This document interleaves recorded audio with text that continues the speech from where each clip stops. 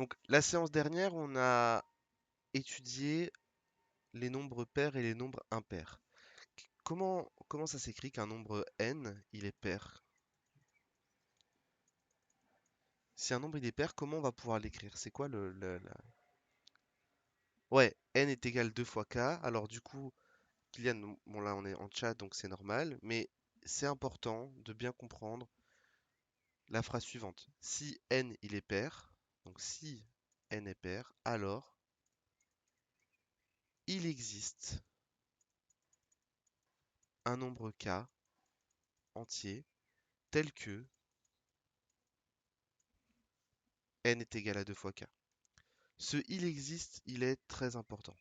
D'accord? C'est vraiment pour vos années futures en mathématiques, ça va être quelque chose de très important. Et donc dans la séance, bon, pardon, d'abord on fait n est pair. Maintenant si n il est impair,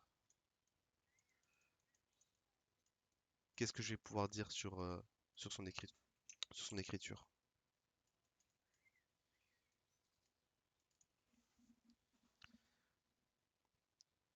Écrivez-moi juste la forme. Je considère que maintenant que je l'ai redit, qu'il existe, il faut l'écrire.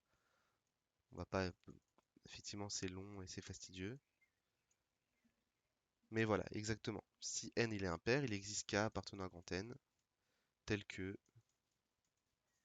n égale 2k plus 1. Donc en mathématiques, ça, c'est très important, mais on ne l'écrit plus avec des mots. On va utiliser des symboles, et c'est ce qu'on avait entrevu la dernière fois, c'est que si on pourrait écrire n est pair, point, donc il existe, on l'écrit avec un E à l'envers, un K appartenant à grand N, ça change pas, tel que, et le tel que, en mathématiques, on met une barre, comme ça, tel que N égale 2K. Voilà comment on va écrire des mathématiques plus tard. Donc si vous arrivez un petit peu à vous habituer à ce formalisme d'écriture, vous allez voir que vous ferez beaucoup plus attention aux hypothèses des théorèmes, hein, et aux mots qu'on utilise dans les théorèmes et dans les définitions. Est-ce que ça va? C'est pour ce rappel? Est-ce que vous avez essayé de faire les autres? Vous en êtes où? Est-ce que vous avez réussi à faire tous les calculs? Est-ce qu'il y en a un en particulier qui vous a dérangé? Est-ce que vous voulez qu'on les corrige tous? Donc, hop. Donc on en était au le carré d'un entier pair est quelque chose. Est-ce que vous avez réussi à trouver la parité du carré d'un entier pair?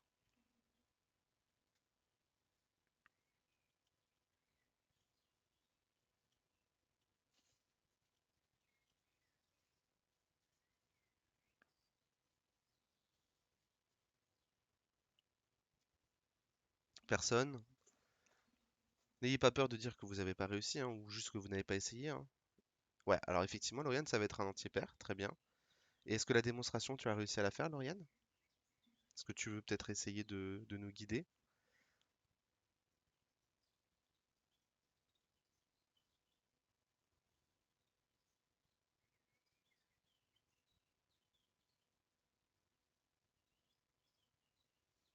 Elle est en train d'écrire.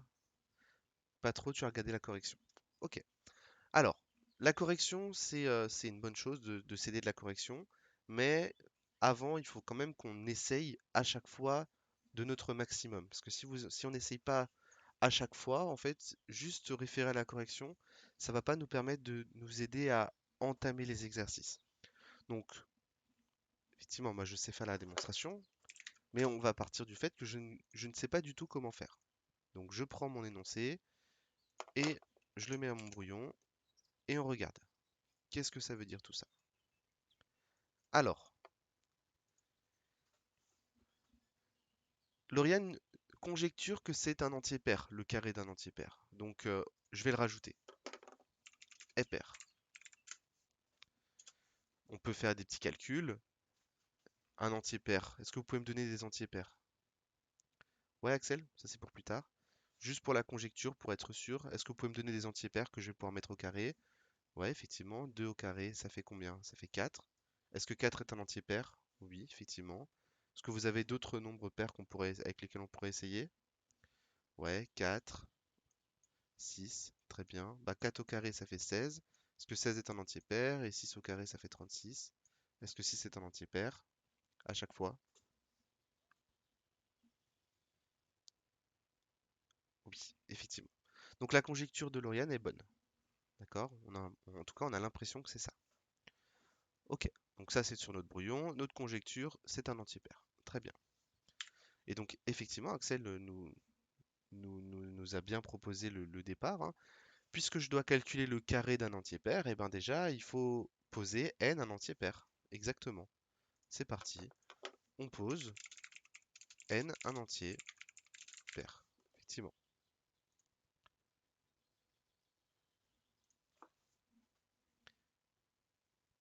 Qu'est-ce que ça veut dire que n est pair?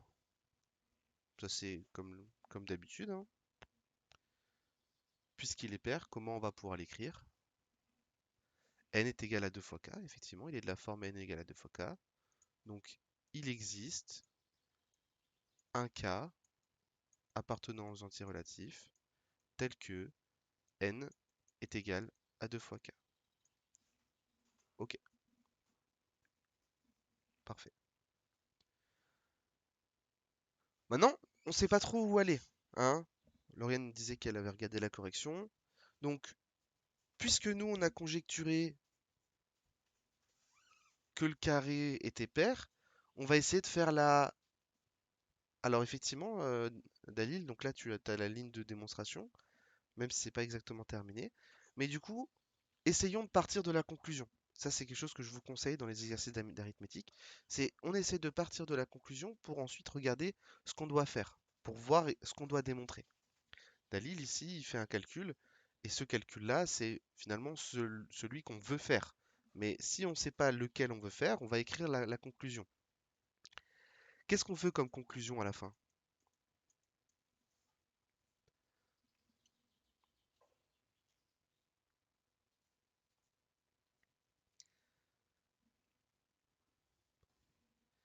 Quelle est la phrase de conclusion qui va montrer... Voilà, donc le carré d'un nombre pair est pair, exactement. Ouais, donc le carré d'un nombre pair est pair, sauf que du coup notre nombre pair, on l'a appelé comment? On l'a appelé petit n. Ok, donc comment ça s'écrit le carré de n? Ouais, Lauriane, n au carré. Ok, donc n au carré est pair. Ok, donc on remonte une étape dans la démonstration. Qu'est-ce que ça veut dire que n au carré c'est un entier pair?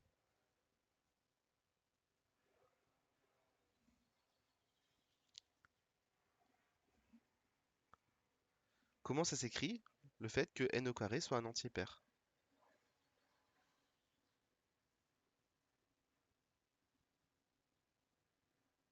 N au carré c'est un nombre, hein.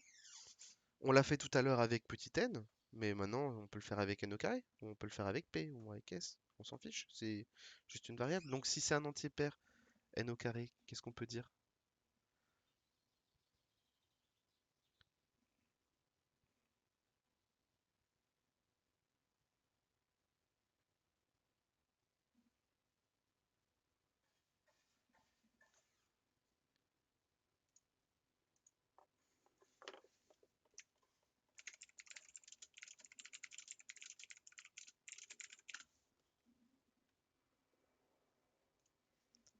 Ouais, n au carré est égal à 2 fois k. Donc, il existe... Alors du coup, le k, on fait attention parce que le k, on l'a déjà posé là au-dessus, donc c'est un autre. Je vous conseille toujours de l'écrire grand K. Ce grand K, on ne sait pas à quoi il est égal pour l'instant, tel que n au carré est égal à 2 fois grand K. Et là, on avance. Qu'est-ce qu'il faut qu'on fasse? Eh ben, il faut qu'on calcule n au carré et qu'on montre que ça s'écrit comme étant 2 fois un nombre. pour montrer que c'est un nombre pair. Et maintenant, c'est là où la démonstration de Dalil devient intéressante, c'est la ligne qui nous manquait. Dalil, il a fait n au carré. D'accord? Il a dit n au carré, c'est n fois n. Sauf que n, il a posé que c'était égal à 2k. Donc ça nous fait 2k fois 2k. Et après, il a écrit 2k au carré. Alors le 2k au carré, c'est pas exactement ce que j'aurais fait. Pourquoi? Parce que, de nouveau, il faut qu'on regarde ce qu'on a besoin à la fin. À la fin, on veut 2 fois un nombre. Est-ce que quand j'écris n au carré comme ça, j'ai pas une écriture de 2 fois un nombre?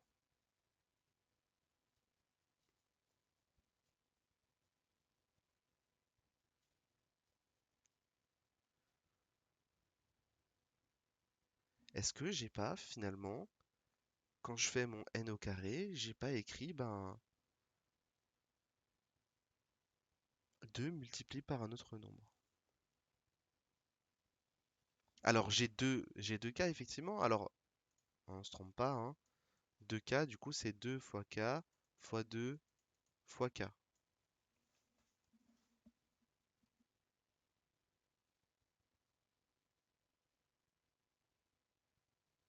Donc oui on a 2k mais après il y a d'autres trucs derrière. Donc moi je veux que quand même ça soit égal à n au carré et tout ça.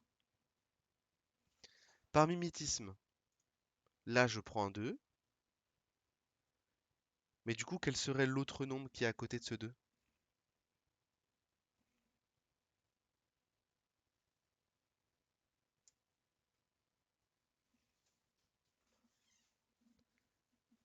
Ouais, effectivement Dalil 2 fois k fois k. Alors déjà ici, ce serait tout ça.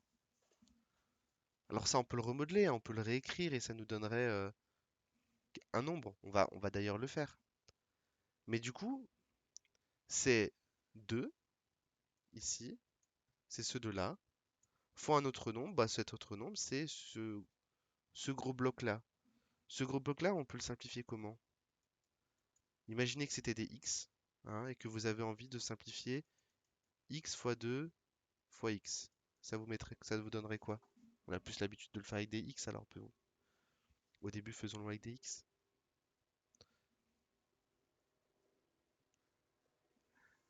Alors, des termes en x, j'en ai deux, donc effectivement, il va y avoir du x au carré. Et après, du terme constant, j'en ai combien? J'ai ce 2 qui est là, 2, hein, donc ça fait 2x au carré.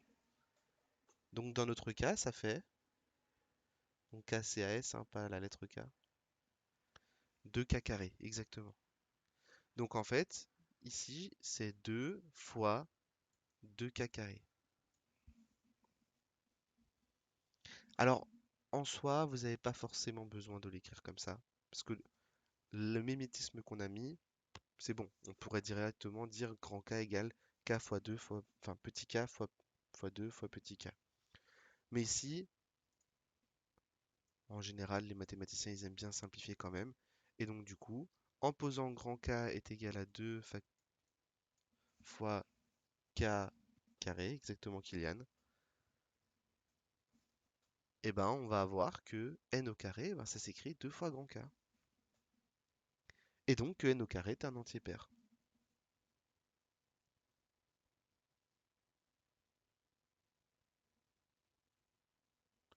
Et donc, que N au carré est un entier pair quand N était un entier pair au départ.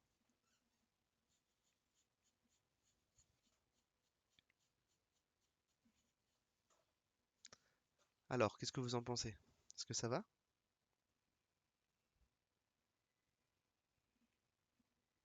Mhm. Maintenant, il faut réussir à passer outre le fait que je vous aide à chaque fois. Et il faut essayer d'y arriver tout seul. Y arriver tout seul en faisant du coup le prochain, tout simplement, hein. Même si vous l'avez travaillé, on va essayer de le refaire. C'est des démonstrations qui sont au programme de seconde, hein. C'est-à-dire que ça aurait presque été une capacité attendue que de vous demander ce genre de démonstration dans un contrôle. Alors, hop. Donc on va essayer de le faire ensemble, mais cette fois-ci, je vais vous demander quelles sont les étapes. Donc vous allez me guider par le chat. Disons que vous essayez de m'expliquer tout ça, et moi j'en ai aucune idée du résultat.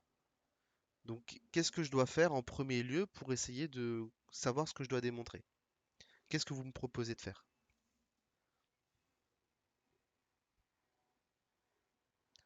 Ouais, on va conjecturer, exactement. Dalil, tu veux me montrer quoi?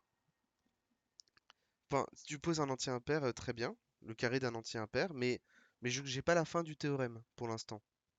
Donc pour le moment, c'est plutôt effectivement ce qu'Annel et Axel proposent, c'est de faire une conjecture. Vous me proposez quoi alors comme calcul à faire pour essayer de faire ma conjecture avec des nombres qu'on connaît? Par exemple 7, ok? Alors, 7 au carré, ok, 3 au carré, ok. 7 au carré, ça fait 5 au carré, ok. Très bien, je pense que 3 ça suffira. 7 au carré, ça fait combien? 49. 9 au carré, ça fait... 3 au carré, ça fait 9, du coup, pardon. Et 5 au carré, ça fait 25. Ok, donc là, moi, je vois les résultats. Et 49, 9 et 25 sont tous des nombres qui sont...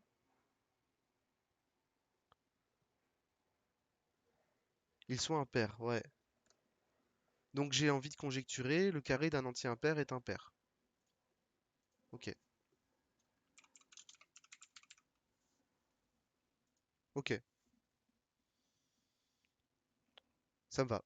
Ça m'a l'air cohérent en tout cas, hein, avec une conjecture. Ok, donc qu'est-ce que je dois faire ensuite? Maintenant, pour essayer de montrer ce théorème. Là, on a fait une conjecture. Maintenant, on doit passer à la démonstration. Qu'est-ce que vous me proposez?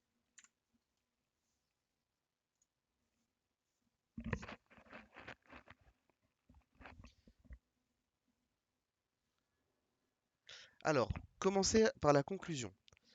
Très bien, on peut faire les deux, hein, il y a les deux qui se valent. Donc la conclusion, c'est donc ben, le carré de l'entier impair est impair. Ça, c'est la conclusion qu'on peut faire à partir de maintenant, parce que vu que je n'ai pas nommé mes nombres, je ne peux pas faire plus que ça. Et donc, ce que proposent Axel et Dalil tout à l'heure, c'est poser un nombre n qui est un nombre impair. Donc, soit n, un entier, impair.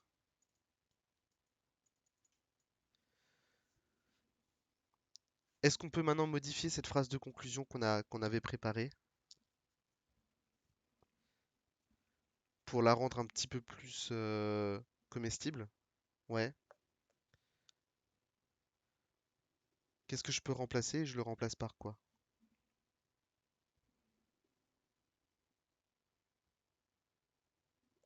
Donc n au carré est impair. Très bien.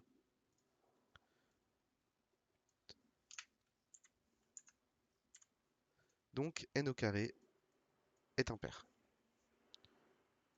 Est-ce que je peux le déplacer? Oh, trop bien. Alors, je sais pas si vous entendez les avions, mais j'en suis désolé. Hop. Ok. Effectivement, Axel, n au carré, il doit s'écrire 2k plus 1 du coup. Ça, c'est la phrase qui est avant. Il faut qu'il existe un entier k que je vais appeler grand K, comme d'habitude, on ne sait pas à quoi il vaut, tel que n au carré est égal à, du coup, 2 fois grand K plus 1. Ok. Ensuite, qu'est-ce que vous me proposez de faire?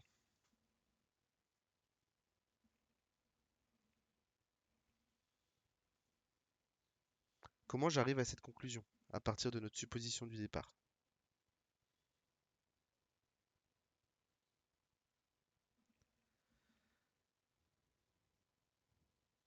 Alors, n fois n, on peut essayer de calculer n fois n. Mais pour le moment, n, on n'a pas dit à quoi c'était égal. hein, je vois pas comment le remplacer. Donc pour moi, n fois n, si vous mettez ça dans une copie, j'ai juste envie de dire que c'est n carré. Ce qui est probablement vrai, hein, c'est ce qu'on voulait aussi faire. Peut-être qu'on va d'ailleurs l'écrire comme ça. Hein, n au carré, c'est n fois n. Oui, exactement, n égale 2k plus 1, mais on ne l'a pas écrit Anaël encore. D'accord? Donc, il existe petit k appartenant à grand N, tel que n égale 2k plus 1. Si vous ne l'écrivez pas, on ne peut pas savoir. En fonction des professeurs, on ne va pas utiliser la même lettre, etc., etc. Donc, il faut l'écrire. Ok, bon bah là par contre, j'ai l'impression que vous m'avez bien aiguillé parce que bon ben, on a la conclusion, on sait ce qu'on doit montrer, on a le petit n qui est écrit avec l'hypothèse de départ. Je pense qu'il faut commencer les calculs. Donc qu'est-ce qui se passe quand je remplace n par 2k plus 1? Bah ça fait 2k plus 1 fois 2k plus 1. Oula.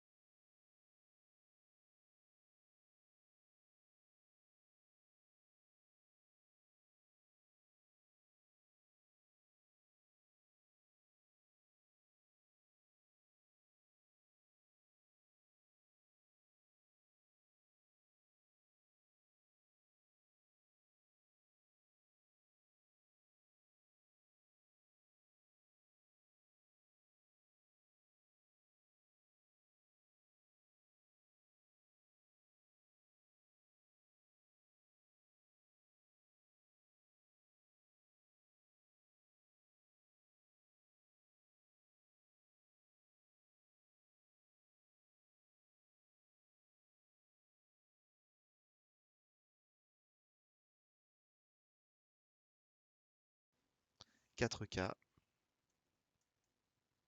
Et 1 au carré, ça nous fait 1. Exactement.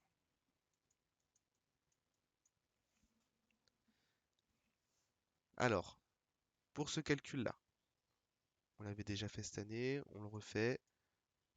Hop. C'est 2K fois 2K, puisque c'est 2K au carré. Et donc du coup, si je regarde mes termes en K, j'en ai 2, donc ça va me donner K carré. Et ensuite, les termes constants, c'est 2 fois 2 qui me donne 4. Ok, c'est comme ça qu'on a trouvé le 4K carré. Est-ce que ça va pour pour ce calcul pour l'instant? Ouais? Ok.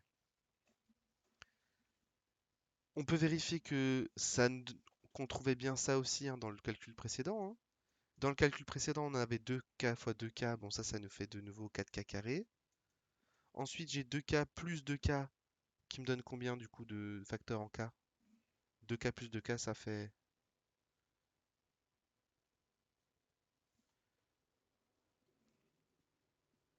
Ouais, 4K aussi. Hein, c'est comme les x, hein, 2x plus 2x, on sait que ça fait 4x. Et ensuite plus 1. Ok, on trouve la même chose. Heureusement, hein, l'identité remarquable, normalement, ça nous permet d'aller plus vite dans les calculs. Donc, si on trouve la même chose, on est content.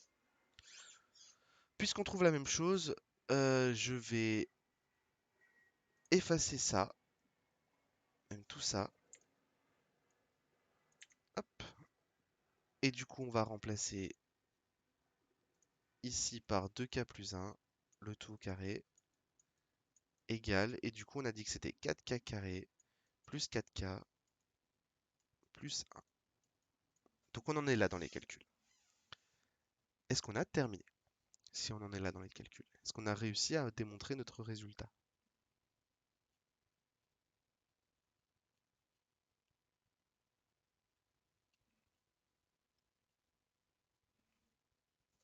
Qu'est-ce que vous en pensez?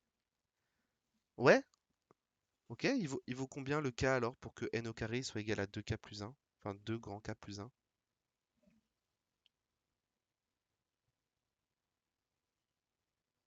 Est-ce que tu vois bien l'écriture de 2 fois un nombre plus 1?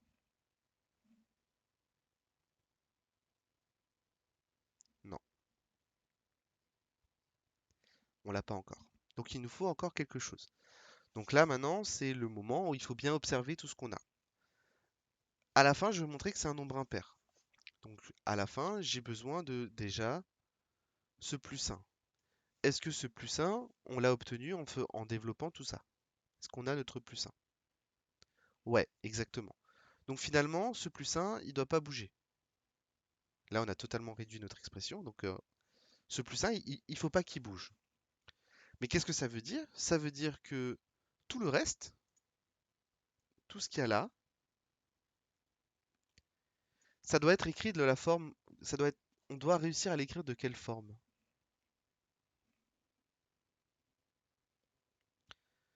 Par rapport à ce qu'il y a en dessous. Il faut réussir à l'écrire exactement 2 fois k. Il faut qu'on l'écrive comme étant 2 fois un nombre. Alors que là, pour le coup, on a la somme de deux termes. Donc qu'est-ce qu'on va devoir faire? Et là, je pense que c'est Axel qui va répondre à la question parce qu'il aime bien ce mot en général. On va devoir essayer de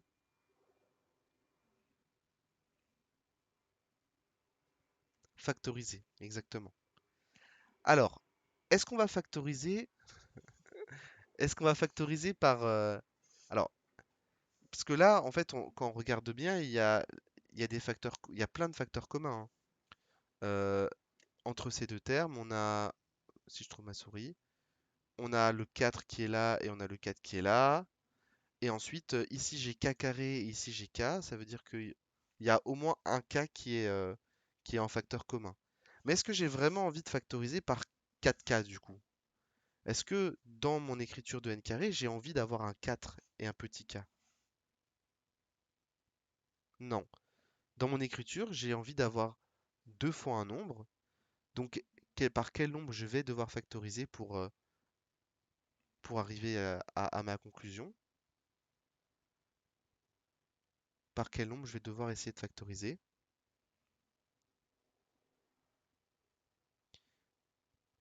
Si je veux 2 fois un nombre, je vais devoir essayer de factoriser par 2. Exactement. On va essayer de devoir factoriser par 2. Alors, est-ce que 2, il est dans les termes? Est-ce qu'il est, on l'a pas écrit, hein, sinon on le verrait, mais est-ce qu'il n'est pas caché quelque part ce 2?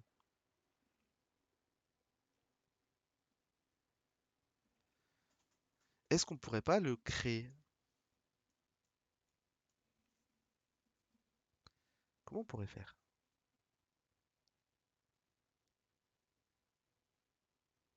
Hein, à chaque fois, pour le moment, enfin, cette année, quand on factorisait, on prenait toujours le maximum de facteurs.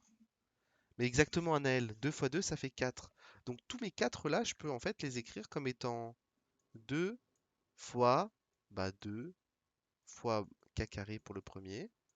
Et ensuite, le 4, c'est 2 fois 2 fois k plus 1. Ouais, hop. Mais du coup, si mon objectif c'est de factoriser par 2, hop, mon objectif c'est écrire 2 fois quelque chose, eh ben je regarde, je prends un des deux qui est dans le premier facteur, un des deux qui est dans le deuxième facteur, ça va être mon facteur commun.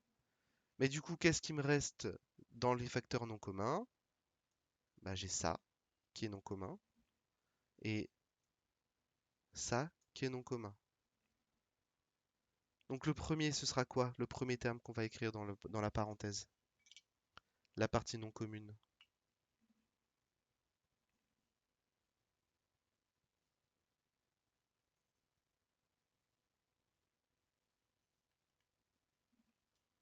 Ouais, 2k carré, exactement. C'est le premier terme, 2k carré. Et le deuxième,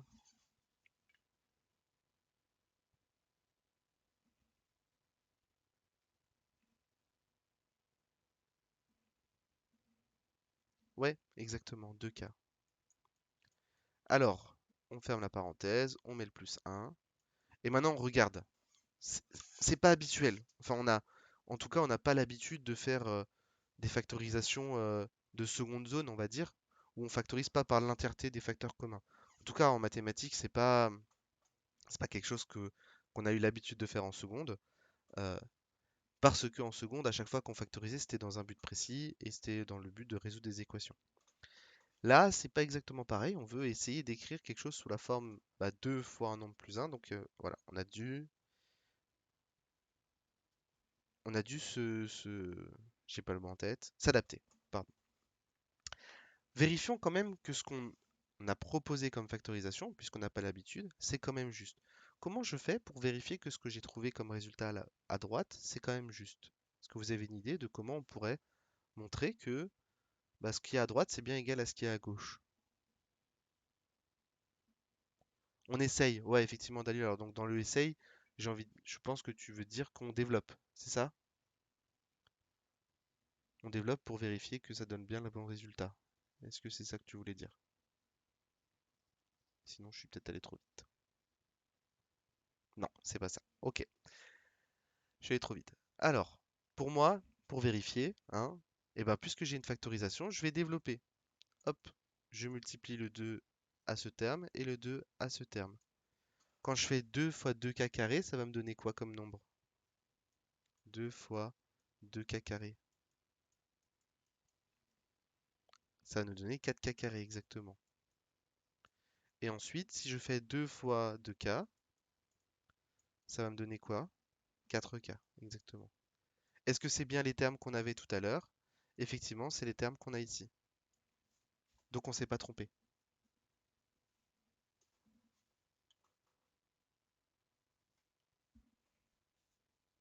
D'accord? Donc cette factorisation, effectivement, c'est un peu délicat. On l'a peu fait en seconde. En tout cas, là, vous commencez à faire des mathématiques où, dans les démonstrations, il faut faire preuve de finesse, ça s'appelle. Est-ce qu'on a réussi finalement à démontrer notre résultat? Est-ce qu'on a bien la forme souhaitée? 2 fois un nombre plus 1. Parce que c'est quand même ça notre objectif de départ. Oui, enfin, j'ai le 2 qui est ici. C'est ce 2-là. Ce 2, je multiplie à un nombre. Ce nombre-là, c'est ce gros machin que je vais appeler K. Et à la fin, j'ai bien plus un qui est ici. Et effectivement, du coup, K, il vaut 2K carré plus 2K. Je vais dézoomer, comme ça vous voyez toute la démonstration. Ce sera un peu petit, je suis désolé. Donc grand K, il vaut 2K carré plus 2K. Est-ce que je peux pas zoomer, je peux pas faire un mix entre les deux? Ah si. Ah non, bah super. Soit c'est 50%, soit c'est 100%. Bon, c'est pas un outil pédagogique Paint de base.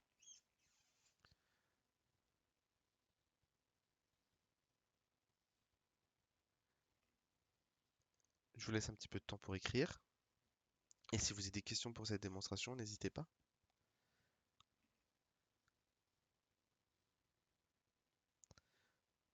Pour celle-là, c'était vraiment extrêmement important de bien comprendre les enjeux, les tenants et aboutissants de la démonstration, hein. Si on n'avait pas mis la conclusion, on savait vraiment pas jusqu'où aller. Si on n'avait pas fait notre conjecture, on n'aurait pas su où aller. euh, Parce que dans celle-ci, il y avait une vraie difficulté de calcul. Alors, est-ce que ça va du coup? Ouais. Je pense que si je vous demande de le refaire, vous n'y arriverez pas forcément. Parce que cette factorisation, elle est quand même délicate. Si vous pensez pouvoir le réussir, c'est que le chapitre d'arithmétique est terminé pour vous. Ou en tout cas, la partie nombre pair et nombre impair. Ça, c'est clairement l'un des plus difficiles qu'on aurait pu faire. Qu'on aura pu faire dans ce chapitre-là. Alors, je regarde juste les suivants. Hop, pour vérifier. Ok. Et ok. Donc, les deux suivants, on va pas les corriger. C'est le 6, c'est comme le 4. Et le 7, il y a une toute petite nuance que je pense vous arriverez à comprendre et vous arriverez à le faire. C'est comme la démonstration du 5, quasiment. Et comme les démonstrations, elles sont possibles dans la démonstration du cours, je pense qu'on va s'arrêter là sur les nombres pairs et impairs et on va pouvoir passer à la suite. Est-ce que c'est bon? Est-ce qu'on peut passer à la suite? Ou est-ce que vous avez encore besoin d'un petit peu de temps pour digérer tout ça? Je pense que ça doit être bon. De toute façon, sinon vous serez plein que j'ai enlevé la correction. C'est bon. Ok. Alors, les nombres premiers. Ça, c'est quelque chose que vous avez vu déjà au collège. Donc c'est pas quelque chose de très difficile. Un nombre premier, est un nombre qui ne possède pas de diviseur. Hop, qui ne possède pas de diviseur autre que un et lui-même. Lui-même. Pardon, j'écris pas très bien. C'est pas facile à la souris. Hein, donc les nombres premiers, c'est des nombres qui ne peuvent pas être divisés par d'autres nombres que un et lui-même. Donc, petite question, dans l'exercice qui est en dessous, est-ce que les nombres 3, 17, 24, 39 et 53 sont-ils premiers?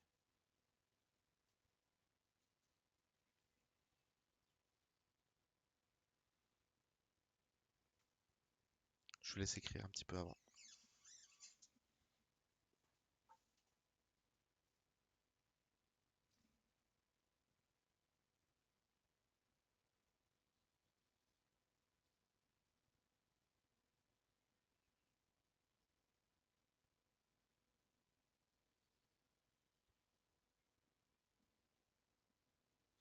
Alors, 24, c'est pas un nombre premier, pourquoi, Kylian?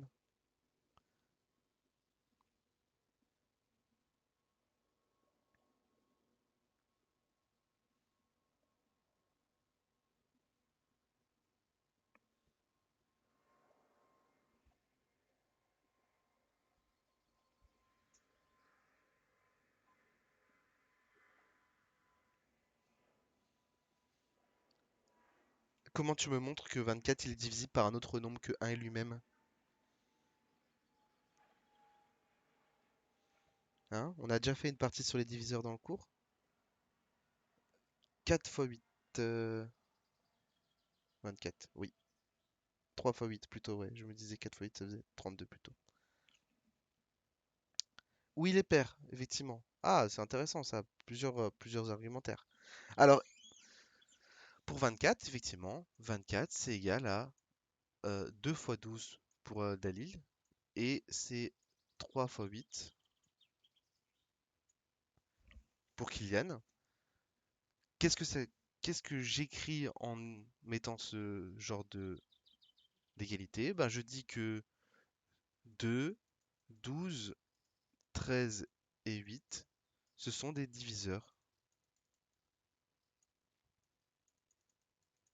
Sont des diviseurs de 24. Il y en a d'autres, hein? Il y en aura encore d'autres. Il y a quoi comme autre nombre qui est diviseur de 24 qu'on n'a pas mis dans cette liste-là? Ouais, 4. 4, c'est encore un diviseur de 24, effectivement. Parce que c'est 6 fois 4. Et donc, du coup, il reste 6 aussi, qu'on n'a pas fait.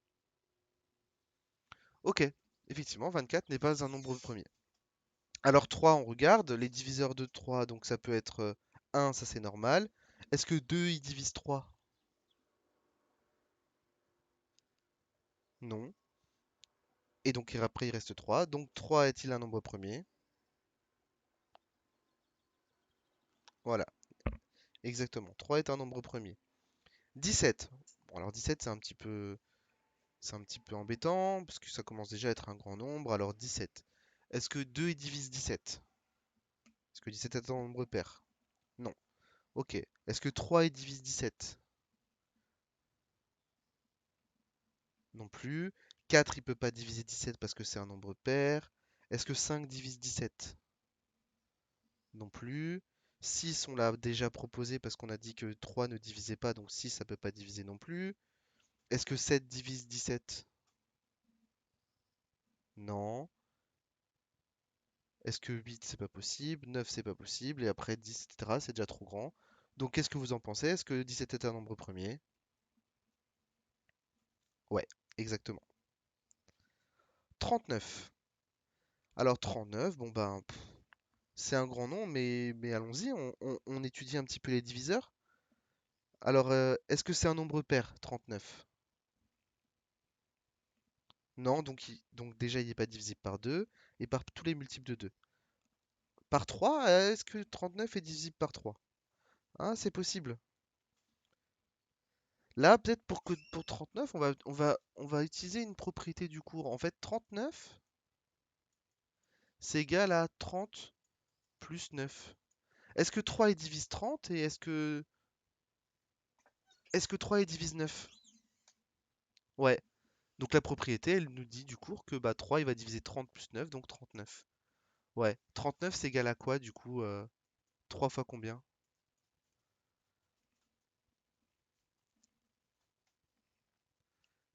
Combien je peux mettre 2 fois 3 dans 30 et combien je peux mettre fois 3 dans 9? Voilà, ça va faire 10 plus 3, 13. Ok. Donc 39, il possède 3 et 13 comme diviseur, au minimum. C'est donc un nombre qui n'est pas premier. Super.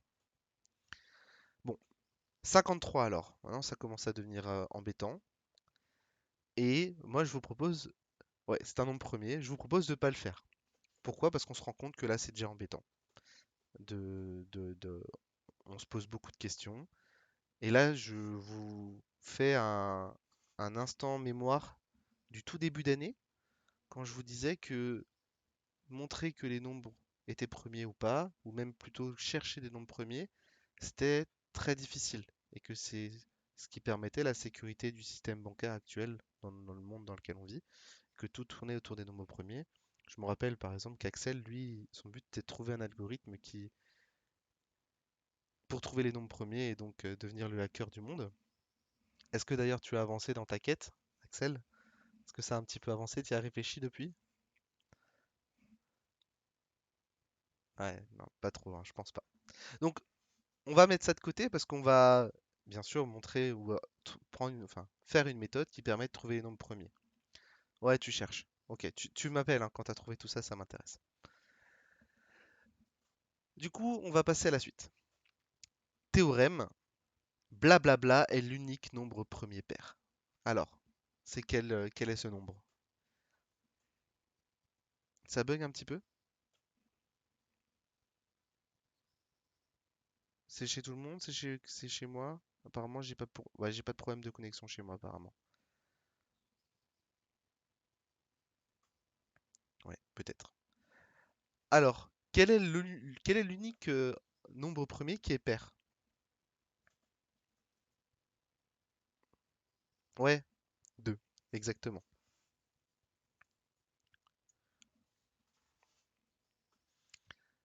2, c'est l'unique entier qui est un nombre premier et qui est un nombre pair. Pourquoi? Pourquoi? Démonstration. Prenons un autre entier pair. Alors oui, alors trop petit peut-être, mais on fait tout simplement la démonstration, hein. Prenons un entier pair qui soit différent de 2. Et on va montrer que ce nombre-là n'est pas un nombre premier. Un entier pair, qu'est-ce que ça veut dire? Il existe k dans n, tel que n est égal à 2 fois k. On a l'habitude. Alors oui, Anaël, 4 ça va marcher, mais c'est juste que du coup, il faut le montrer pour tous les nombres pairs, et pas seulement 4. Donc la démonstration qu'on va faire, elle va être dans le cas général. Alors, première ligne, donc il existe k dans n, tel que n égale à 2 fois k, ça c'est le fait que n est un entier pair. Comme n il est différent de 2, je vais pouvoir dire que k il est strictement plus grand que 1. Est-ce que vous êtes d'accord avec cette assertion?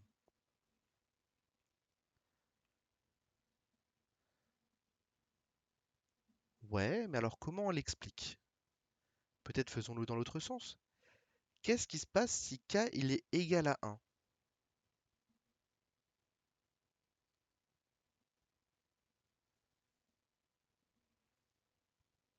Qu'est-ce qui se passe si k il est égal à 1? Parce que 1 divise tout. Alors oui, mais non, alors, non, enfin c'est pas pour ça que je dis ça. Moi j'ai besoin de dire que k il est strictement plus grand que 1. Mais qu'est-ce qui se passe si k il est égal à 1? On regarde, hein. N c'est 2 fois k. Donc si k il était égal à 1, ça ferait quoi dans ce calcul-là? Ça ferait 2. Sauf que nous, on a dit soit un entier pair différent de 2. Ah, est-ce que c'est possible que k soit égal à 1 du coup? Puisque n il est différent de 2. C'est impossible. Ok? Du coup, comme n il est différent de 2, on est sûr et certain que k, c'est un nombre qui est strictement plus grand que 1. Ok. Mais du coup, on a écrit, et ça c'est quelque chose d'intéressant, on a écrit que n c'était égal à 2 fois k, et k, on sait que c'est un nombre strictement plus grand que 1. Qu'est-ce qu'on sait sur petit n? Eh ben, on va savoir que, en particulier, 2 et k sont des diviseurs.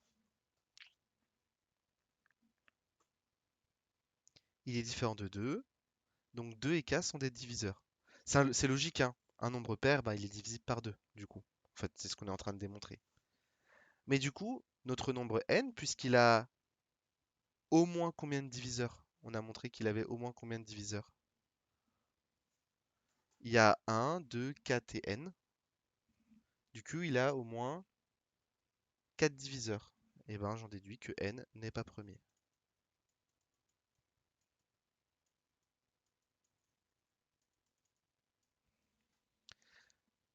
Anaël, on a dit que un nombre premier,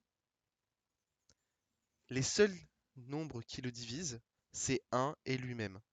Donc si n c'est un nombre premier, il admet comme diviseur uniquement 1 et n.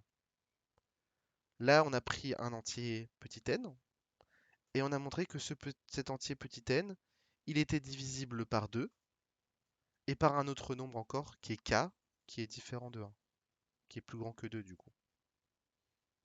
Voilà, et donc ça veut dire que mon petit entier n, eh ben, j'ai 1, 2, k et petit n comme diviseur. Donc j'ai 4 diviseurs. Ça contredit le fait d'être un nombre premier.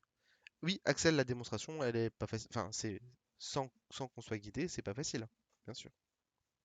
C'est pour ça qu'on le fait en cours. Et cette démonstration, est-ce qu'elle est au programme ou non? Je m'en rappelle plus. Ça doit être un approfondissement. Donc, pareil, vous ne devez pas connaître la démonstration. En fait, juste se dire, oui, bah 2, c'est l'unique entier, l'unique nombre premier qui est pair. Et c'est assez logique, hein, parce que un nombre pair, ça s'écrit 2 fois un nombre. Donc finalement, si on prend un entier pair autre que 2, eh ben, il s'écrira comme bah, 4 c'est 2 fois 2, 6 c'est 2 fois 3, 8 c'est 2 fois 4, etc., etc. Donc tous ces nombres-là, ils peuvent pas être premiers parce qu'ils ont au minimum 2 et l'autre nombre comme diviseur. D'accord?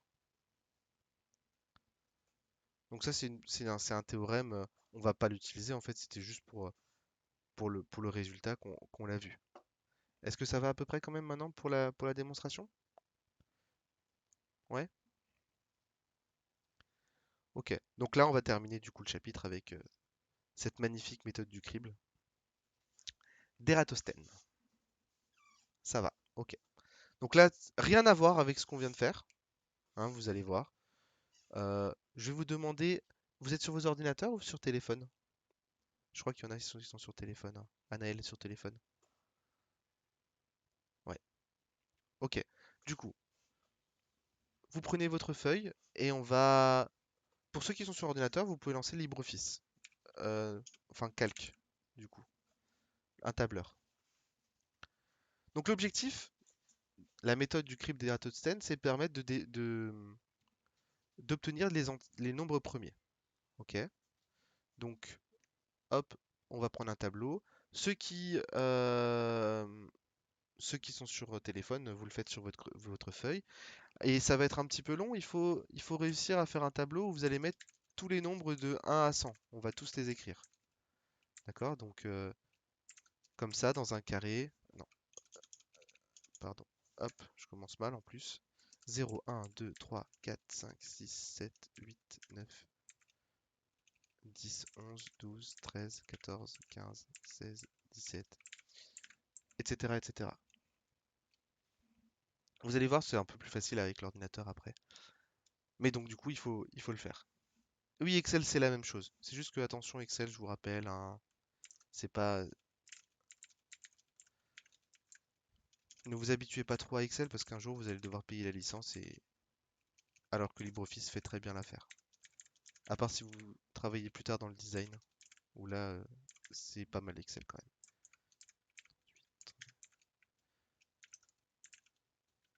Donc là, ça va prendre un petit peu de temps. Faites votre tableau de votre côté. Hop. Notre objectif, c'est de déterminer l'ensemble des nombres premiers qui sont plus petits que 100. Donc c'est pour ça qu'on écrit tous les nombres plus petits que 100.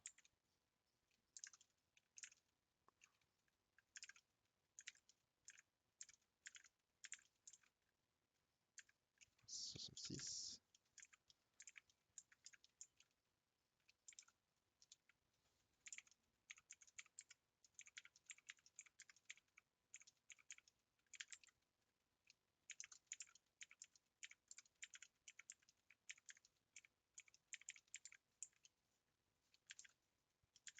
Je vais zoomer, hein, comme ça vous voyez bien après aussi.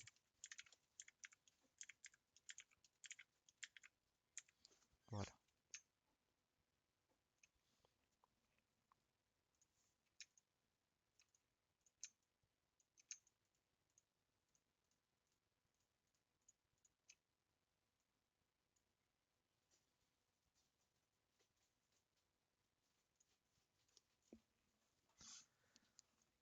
Ok, moi j'ai terminé. Vous n'avez pas forcément terminé, donc on attend un petit peu. Et je vais mettre un OK dans le chat. Vous mettez un pouce en l'air quand vous avez terminé. J'attends les 1, 2, 3, 4, 5 pouces en l'air une fois que vous avez fini de faire ça. Et je reviens quand vous aurez terminé.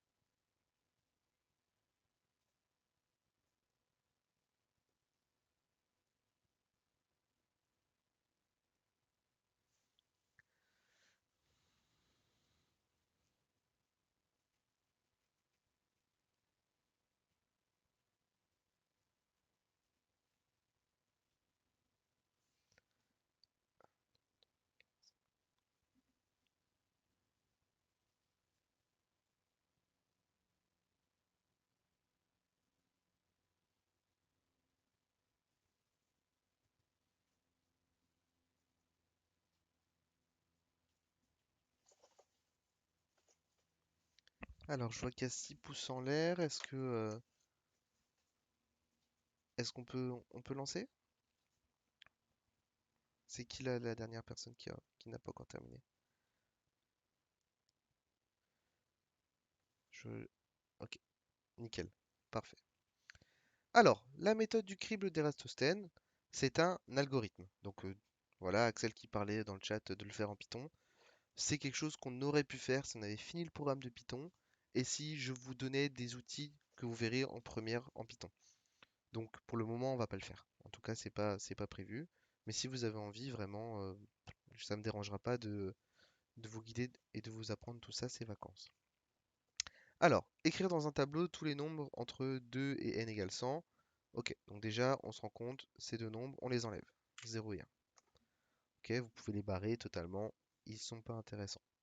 Effectivement, 0, c'est pas, on parle pas de nombre premier pour 0, puisque il possède une infinité de diviseurs. Enfin bref, c'est un petit peu compliqué le statut de 0. Et 1, certaines personnes disent que c'est un nombre premier, d'autres qui disent que non, parce que dans la définition, il faut comme diviseur 1 et lui-même. Et ben, il y en a qui disent bah il faudrait que les nombres soient différents, et d'autres qui disent oui ben 1 et lui-même, ça vérifie tout ça, donc voilà. Ensuite, entourer le plus petit entier n du tableau. Ah non, pardon, tant que toutes les cases du tableau ne sont pas barrées ou entourées. Alors moi je vous propose pour ceux qui ont un tableur, c'est de mettre un vert pour entourer. euh, et rouge pour barrer.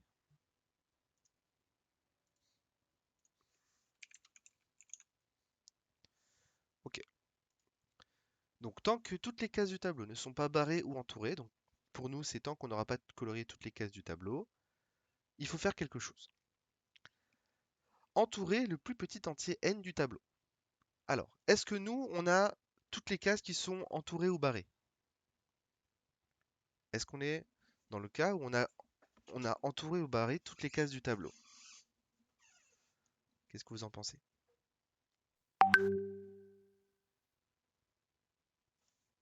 Non. Effectivement, on n'est pas dans le cas où on a entouré et barré toutes les cases. Donc il faut qu'on entoure le plus petit entier du tableau. Quel est le plus petit entier du tableau?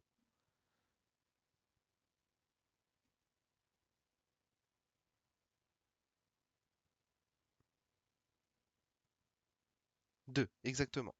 Allez, on écoute l'énoncé. On entoure le 2. Étape suivante. Barrer tous les multiples de n.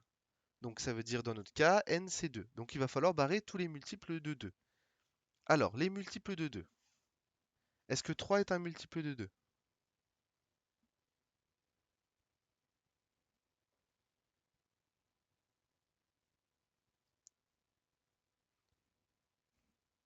Oula, comment ça il y a un avertissement? Lettre majuscule. Ok. Le bot qui fait des siennes. Ouais, effectivement, on va barrer tous les nombres pairs. Alors, tous les nombres pairs, vous allez comprendre pourquoi je vous ai proposé d'utiliser le tableur. Mince, c'est pas ça que je voulais faire. C'est tous les nombres pairs. Donc là, j'ai des nombres pairs, donc je peux barrer. C'est pas le bon rouge. C'est celui-là qu'on a utilisé. Bon, c'est pas grave. Hop, tous les nombres pairs.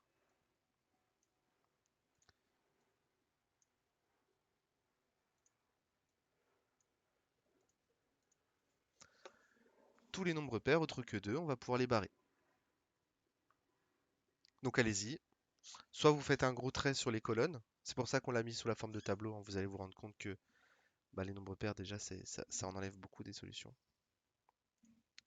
Je vous laisse le faire. Hop.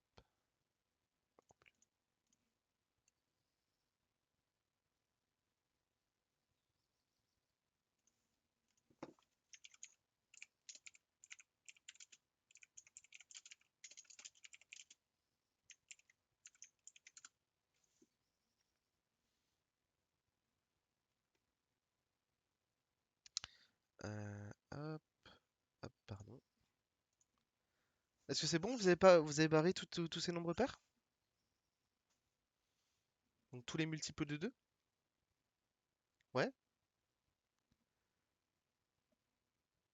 nickel, parfait. On revient du coup au début. qui est tant que toutes les cases du tableau ne sont pas barrées ou entourées, faire. Est-ce que toutes les cases du tableau sont barrées ou entourées?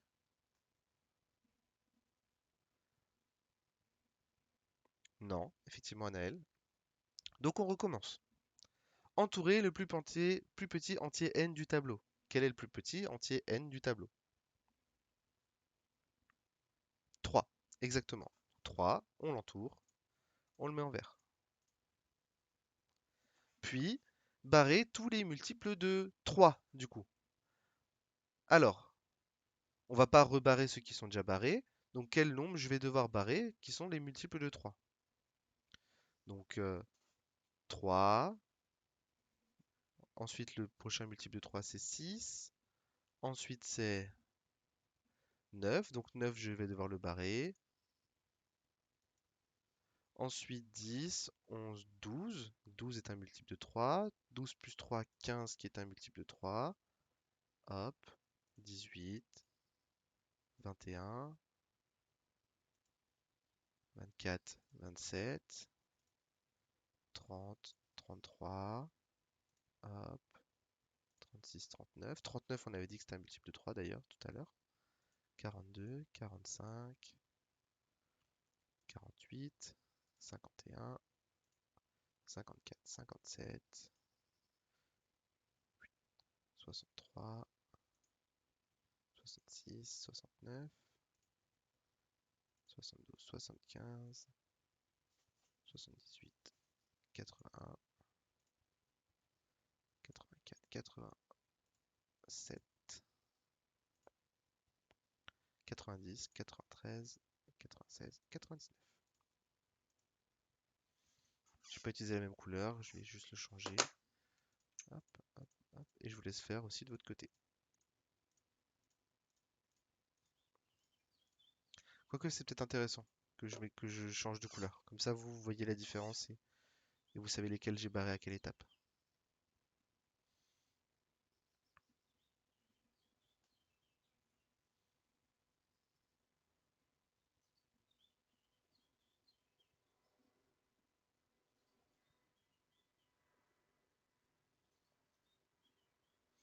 Est-ce que ça va pour les multiples de 3? Vous avez réussi à tout barrer? Ouais. Je sais pas trop un peu le rythme hein, que je dois prendre. Donc je vais changer de couleur pour la remettre sur la couleur d'avant. Hop, hop. Et donc du coup, ça doit être celle-là. Voilà. Est-ce qu'on a colorié toutes les cases du tableau? Est-ce qu'on a entouré ou barré toutes les cases du tableau? Non. Donc on continue. Quel est le plus petit entier n du tableau? 5. Donc 5, on va le mettre en vert, effectivement. Et ensuite tous les multiples de 5. Et effectivement, Dalil, pardon, je commence à fatiguer. Dalil qui nous propose, hop, mince, je vais en vert, hop, tous les multiples de 5. Effectivement, tous les nombres qui finissent par 5 sont des multiples de 5. Est-ce qu'il y en a d'autres qu'on n'a pas déjà barrés?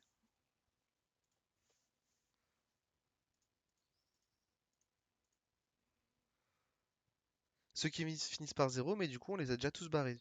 Hein. Les dizaines, on les a déjà tous barrés, donc on n'a pas besoin de rajouter cela.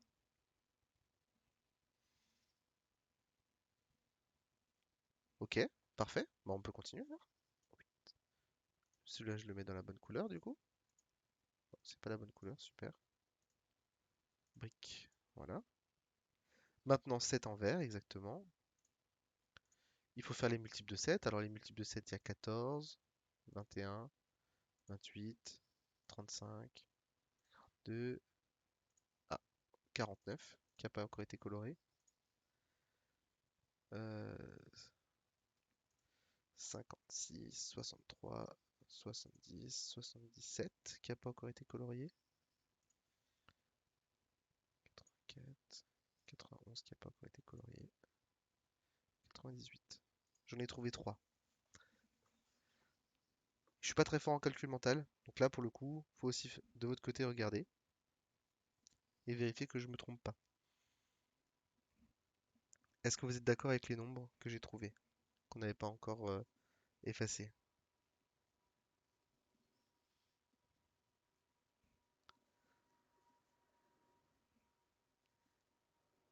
Ouais, ok, parfait. Donc on peut les mettre en couleur brique, ces trois-là.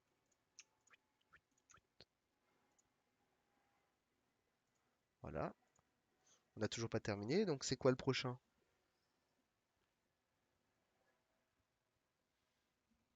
11 exactement.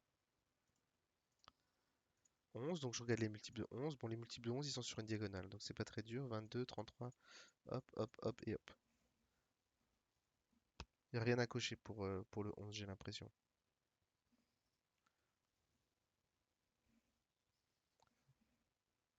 Ensuite 13, parfait, on continue. 13 du coup, 26, 39, 49, 52, 52, 65, 88. C'est bon aussi.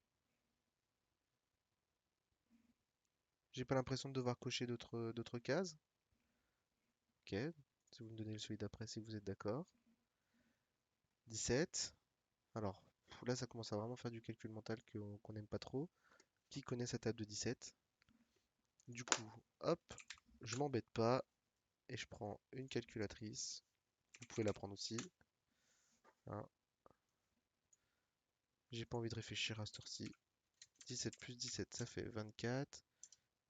Plus 17, 51. 51, on l'a déjà barré. Plus 17, 68 qu'on a déjà barré. 85 qu'on a déjà barré. Et 102 qui est pas dans le tableau.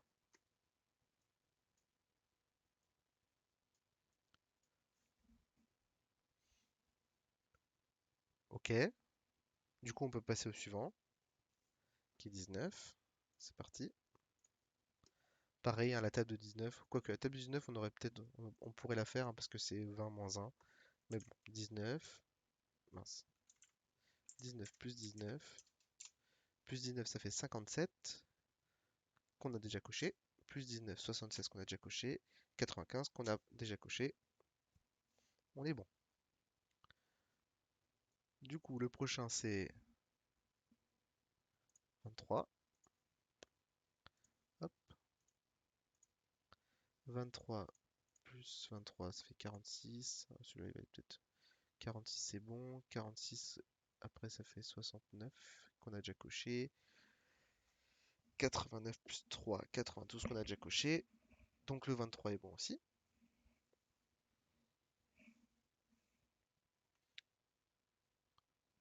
Donc le prochain c'est 29. 29 fois 2, ça fait 58. Donc c'est bon. Fois 3, ça fait 90 moins 3, 87 qui est bon. Et on est bon. Donc on peut passer au 31. 31 qui est fait 62 et qui nous fait 93. Donc c'est bon. Le 37, du coup. 37 qui nous fait 74. De toute façon c'est bon. Plus 30 c'est bon. Bah, je pense qu'on a trouvé tous nos nombres premiers, hein. Je pense que si je me trompe pas, de toute façon on a fait la table de 2 donc c'est bon. On devrait être avec notre liste des nombres premiers. Donc on va vérifier avec Wikipédia. Hop et hop. On va vérifier avec une petite liste sur internet, hein. Oups. Voilà.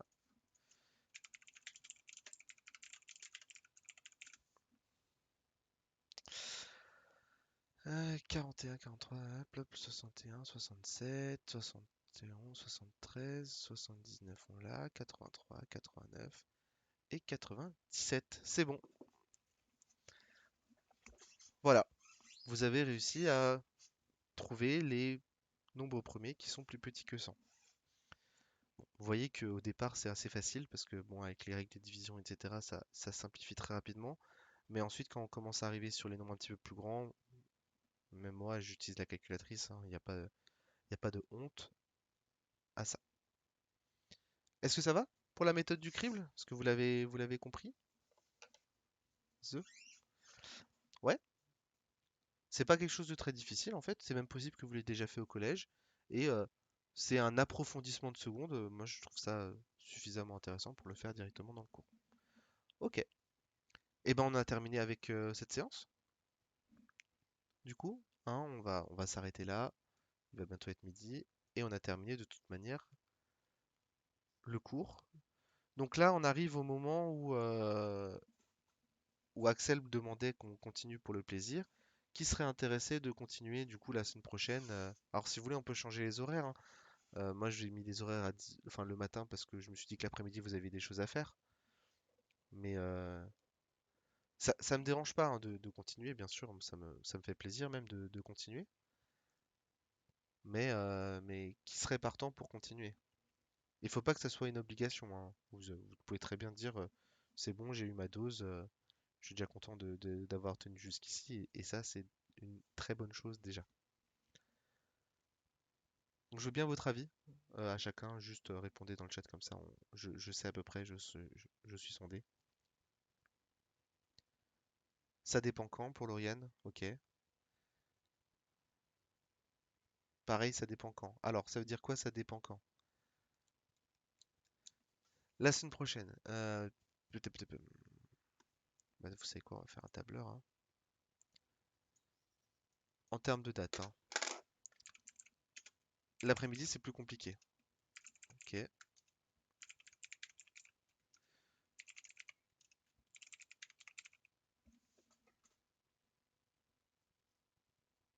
L'après-midi, c'est compliqué pour tout le monde. Donc, on resterait sur le matin, si vous voulez, ok.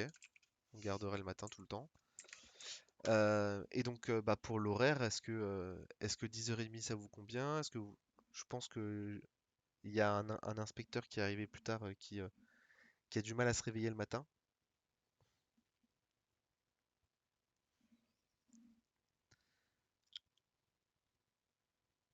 Bah, du coup, bah, bah, t'es un ninja. Ouais, c'est plutôt, tu commences à avoir un rythme de sommeil qui est pas très bon. C'est plutôt ça. Bah, du coup, bah, je vous propose de refaire les séances comme ça alors, si vous en avez. Enfin, c'est vraiment si vous en avez envie, hein, mais on va pas faire court tous les jours quand même.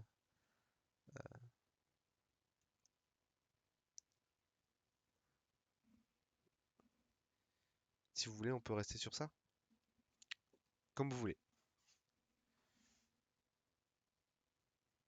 Comment ça, c'est juste qu'il manque. Ce serait quel jour? Bah, du coup, lundi, mardi. Enfin, on pourrait continuer sur ça, le lundi, mercredi, vendredi, mais après, on peut.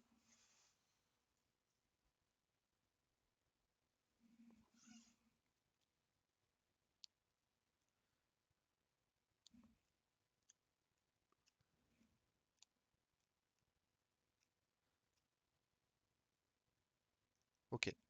Sachant que maintenant, la suite du cours, c'est clairement écrit que c'est pour le plaisir, hein. Donc ça veut dire que euh, c'est plus forcément du programme enfin, c'est du programme de seconde. Il y a des choses qui sont programme de seconde, mais c'est vraiment, on va faire des démonstrations, ou plutôt on va faire des méthodes de raisonnement. Après la suite du cours, il n'y a plus rien. Oui, non, non, là, le chapitre d'arithmétique. Alors, attends, je vais vous montrer. Hop, c'est celui-là. Voilà. Donc en gros, hein, on a terminé la page 4 du cours. Euh, Au programme de seconde, il y a un chapitre qu'on n'a pas fait, c'est le chapitre d'échantillonnage. Mais ça, c'est un chapitre qui est si peu important que si vous le loupez de votre côté en première générale, de toute manière, s'il y a besoin, votre professeur vous donnera une activité et personne ne l'a fait. Donc, ça vous portera pas défaut de ne pas avoir fait ce chapitre-là. Par contre, en seconde, quelque chose qui est vraiment au programme de seconde et qui, pour la plupart des professeurs à Balzac, n'ont pas fait, c'est les types de raisonnement. D'accord? Et en particulier, du coup, le raisonnement par l'absurde et le raisonnement par disjonction de cas qui est ici. Donc, c'est deux types de raisonnement qui sont au programme. Et en fait, il y a des démonstrations au programme de seconde. En particulier, c'est les deux théorèmes qui sont ici. C'est racine de 2 n'est pas un nombre rationnel et un tiers n'est pas un nombre décimal. Ce sont deux démonstrations qui utilisent le raisonnement par l'absurde pour montrer ça. Et donc ça, c'est vraiment au programme de seconde normalement. Mais on va pas se mentir, le programme de seconde est dense et c'est une démonstration qui ne va être utile que pour ceux qui font SPMAT parce que ça va vous donner des méthodes de démonstration et ça va vous apprendre un petit peu à faire de nouvelles choses. Mais c'est quand même théoriquement au programme de tout le monde. Donc, vu que c'est difficile, beaucoup de professeurs décident de ne pas le faire forcément dans leur classe normale. Donc, ça, c'est ce qu'on ferait du coup la semaine prochaine, hein. Il y aurait, je pense qu'en une ou deux séances, on peut le faire. Et après, le raisonnement par disjonction de cas, il y a beaucoup d'exercices à la fin. Et pareil, bah, pour les nombres premiers, il y a des démonstrations. Enfin, c'est. Ouais. Disons que la première partie le raisonnement par l'absurde, c'est vraiment au programme de seconde. Disjonction de cas, c'est au programme de seconde, mais ça va plus préparer la première. Et la dernière partie, c'est juste une petite démonstration pour le plaisir. C'est une collègue de mathématiques qui m'a donné l'idée de le faire en seconde et ça s'y porte bien. Ok? Bah, du coup, on se donne rendez-vous lundi à 10h30, si j'ai bien compris. N'hésitez vraiment pas à dire que vous en avez marre, hein. Je comprendrai en fait tout à fait et c'est normal qu'il y a juste un moment où vous dites bon, allez, c'est bon, hein. Cette année, c'était déjà suffisamment long. On peut arrêter sur ça. S'il reste qu'une semaine, ça